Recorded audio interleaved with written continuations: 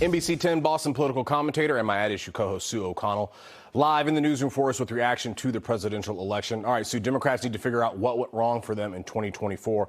A lot of people say they know what went wrong, and I want to ask you about three possible problems.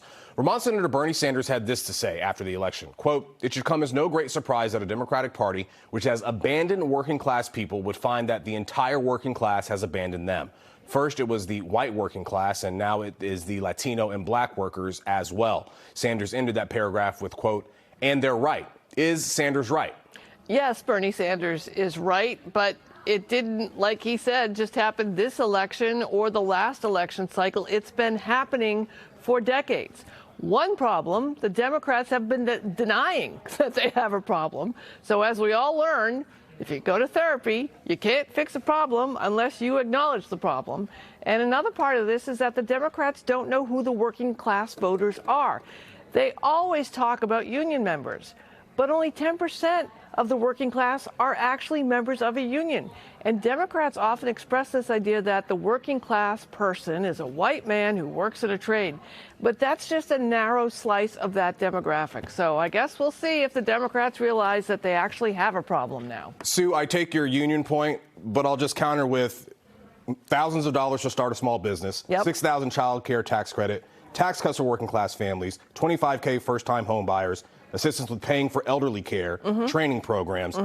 All of those things are geared towards the working class, are they not? So what more could they have done to get those working class voters on their side, as Bernie Sanders says? They could have talked to them and listened to them instead of talking at them and telling them what they're definitely going to do for them. I mean, this disconnect that's happened, you keep hearing stories about people. I'm going to talk about union people right now, even though I said we weren't going to, the Democrats were lumping them in there.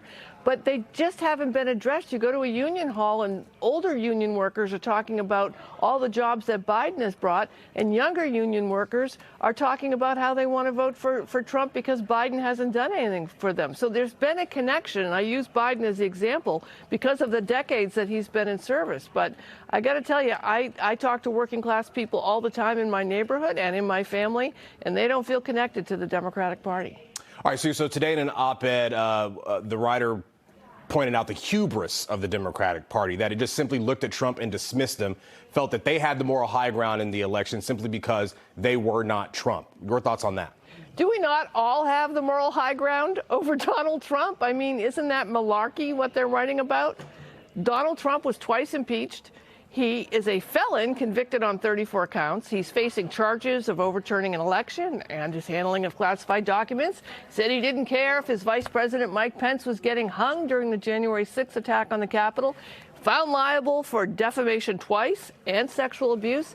And he had sexual relations with a porn star just after his wife had given birth. And he cheated on his wives. And that's just the short list that I can fit in here. Look, I know he's our president-elect. But why wouldn't the Democrats think that some of the voters might think that that list was enough to disqualify Trump from returning to the Oval Office? I mean, at least he didn't shoot someone in the middle of Fifth Avenue, because that actually might have been the tipping point, no? All right. Sue, we appreciate the insight as always. Thank you very much. Don't forget, you can catch me and Sue and Matt Pritchard every Sunday morning on At Issue. It's at 11:30 right here on NBC10 Boston after Meet the Press.